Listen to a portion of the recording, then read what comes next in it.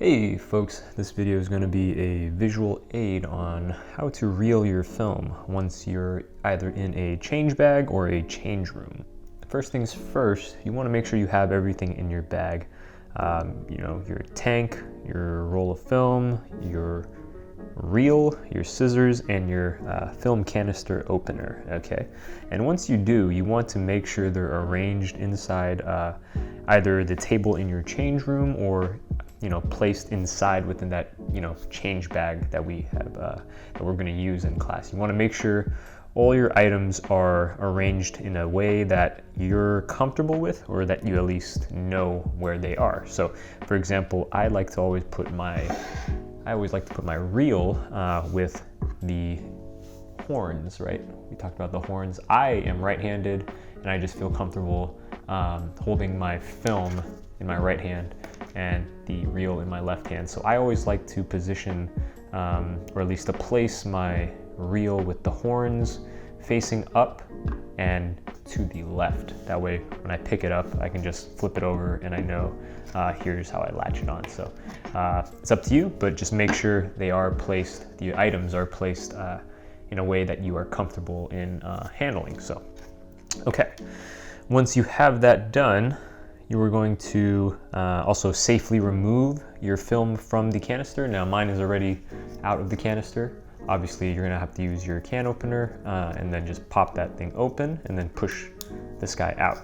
So once you have that done, you're gonna go ahead, feel, again, you're in the dark, so you wanna make sure you're familiar in feeling out the things that are you're gonna be working with. So when it comes to the roll of film, you want to feel for the leader, okay? The leader is this L-shaped formation near the front of the roll of film. So you want to feel for it, and then with your scissors, you want to cut as close as possible to the front of the leader, all right? So just go ahead and chop it off, right? Obviously, you have a little bit of room to work with, but you do want to get as close to that leader as possible. Otherwise, you will be chopping off some of your good frames, okay? And all right, so here we go. Again, I'm right-handed, so maybe you might have to reverse and flip things around if you're left-handed. But what I like to do is I like to hold my film in a way, right? It's very close to actually touching the film with the inside of my hand, but I like to hold it in a way where I can pinch these sprockets on the side and it forms almost like a bend shape, like almost like a little half pipe here. So I like to do it like that, and be careful with your palm not to graze the emulsion of the film, but I like to kind of hold it out like this, and that way when I do pick up my reel, right, and I pick it up and I flip it over because I arranged it at the beginning of this session, I know where the horns are. I'm in the dark, but I can still just go in and latch on pretty smoothly, right? Again, just hold it out like this, pick up my reel, flip it over, and I know the horns are on top. I could do this with my eyes closed and just scoop it on, latch it on to the horns. And you want to get it so that, maybe you have 1, 2, maybe 3 sprockets, you could probably afford to do that, but you want to get it as close as possible to the first ones, okay? And this is because it helps you in the long run when you're reeling. So, all right, when you do reel, it is not a wrapping process, okay? You're not wrapping this film all around. That creates this kind of boxy shape that you want to avoid. What you're really doing is a simple, right, for holding it, still pinching it by the sprockets on the side. You're really just feeding, right, with your right hand, or in my case, my right hand, and then just reeling with the left hand, right? So maybe if I change the angle here.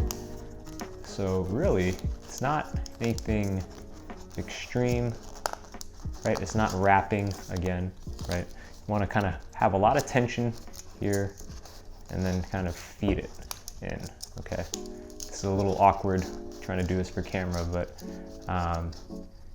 just try to have a go at it.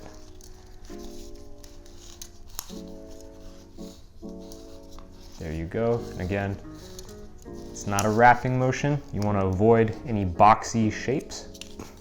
And once you reach the end, right, you can kind of feel for this white tape. You're gonna grab your scissors again and just chop. And there you go. Now you should be working with a roll of 24 exposures, so your film should maybe have 1, 2, maybe 3 rings at the most between the edge of your film and the edge of the reel, okay? So keep that in mind, that's where it should finish.